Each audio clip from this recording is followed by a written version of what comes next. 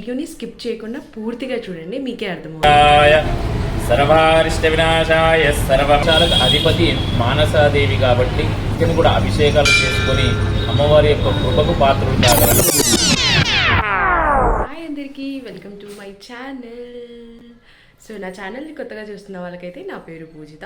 So ఈరోజు నేను సికింద్రాబాద్కి వెళ్తున్నాను. ఎందుకు ఏంటి అనేది వీడియోని స్కిప్ చేయకుండా పూర్తిగా చూడండి, మీకే అర్థమవుతుంది.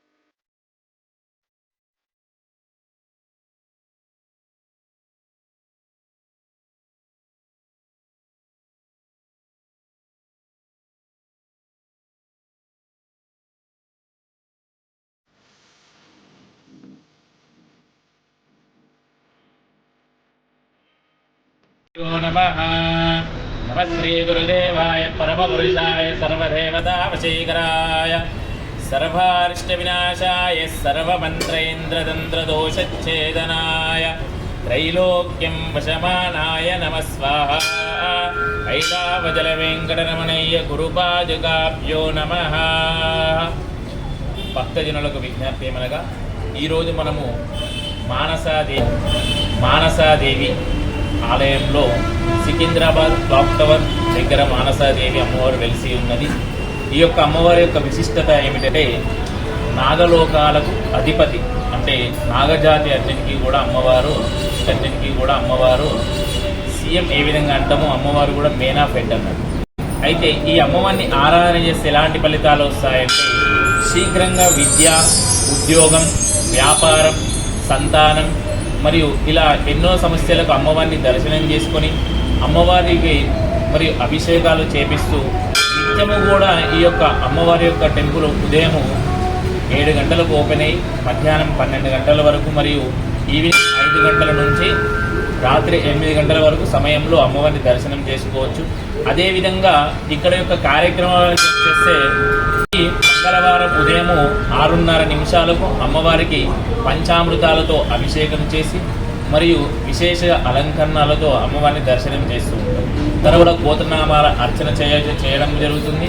అదేవిధంగా పౌర్ణమి రోజు ఉదయం 6 గంటలకు అమ్మవారికి అభిషేక కార్యక్రమం మరియు అలంకరణ మరియు 10:30 గంటలకు సర్పదోష శాంతి యొక్క మూలమంత్ర హవన కార్యక్రమాలు, నవగ్రహ సుబ్రహ్మణ్య సకల గాయత్రి దేవత హవనాలు, మానసాదేవి మూలమంత్ర హవనాలు మరియు సర్పదోషాలు ఎవరికైతే ఉంటాయో వెనుక నవనాగులకు సంబంధించిన సర్పదోష శాంతులు, ఆశ్లేష నక్షత్ర బల శాంతులు, ఈ విధంగా మరియు పౌర్ణమి రోజు హోమ కార్యక్రమంతో పాటు మధ్యాహ్నం 12 గంటలకు అన్నదాన కార్యక్రమంతో ఆ రోజున కూడా కార్యక్రమాలు ముగిస్తూ ఉంటాయి. ఈవినింగ్ అదేవిధంగా సాయంత్రం కూడా డైలీ నిత్యం అర్చన కార్యక్రమాలు ఉంటాయి. రాత్రి 8 గంటలకు హారతి కార్యక్రమాలు. విశేషంగా అమ్మవారికి సంకష్ట చతుర్దశి రోజు మరియు సుబ్రహ్మణ్య చతుర్దశి రోజు మరియు పౌర్ణమి రోజున అమ్మవారికి విశేష అభిషేకాలతో అలంకారాలతో చేయడం జరుగుతుంది.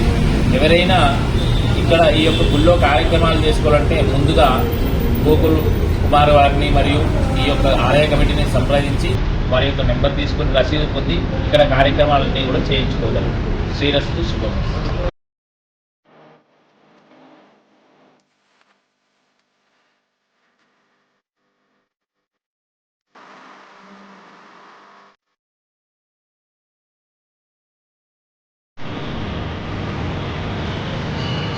సో మానసాదేవి టెంపుల్‌లో అయితే పౌర్ణమి రోజు అంటే 29కి ఈ నెల 29కి పౌర్ణమి రోజు అయితే అక్కడ పూజలు, అన్నదానం అయితే జరుగుతుంది. సో మీరు ఎవరైనా జాయిన్ అవ్వాలనుకుంటే నేను ఇక్కడ మీకు కింద అయితే కాంటాక్ట్ నెంబర్ ఇస్తాను టెంపుల్ వాళ్ళది. సో మీరైతే వెళ్ళి వాళ్ళని కాంటాక్ట్ అవ్వండి. ముందు ఏమన్నా హోమానికి కూడా మీరు చేయించాలి, అన్నదానం ఏమన్నా చేయించాలి అనుకుంటే. అండ్ టెంపుల్ కూడా చాలా అంటే చాలా బాగుంటుంది. అసలు నిజంగా నేను అమ్మవారిని చూసినప్పుడైతే నాకు చాలా బాగా అనిపించింది. అసలు నిజంగా అమ్మవారు వచ్చి అక్కడ కూర్చుని మనల్ని చూస్తుంది అన్నట్టు అనిపించింది. చాలా బాగా అనిపించింది. కాబట్టి మీరు కూడా ఒక్కసారి టెంపుల్ని అయితే విజిట్ అవ్వండి. అండ్ మీకు ఈ వీడియో నచ్చింది అనుకుంటున్నాను. ఇలాంటి ఎన్నో వీడియోస్ కోసం మన ఛానల్ని సబ్స్క్రైబ్ చేసుకోండి, వీడియోని లైక్ చేయండి అండ్ మీ ఫ్రెండ్స్ అండ్ ఫ్యామిలీతో షేర్ చేసుకోండి. Bye bye.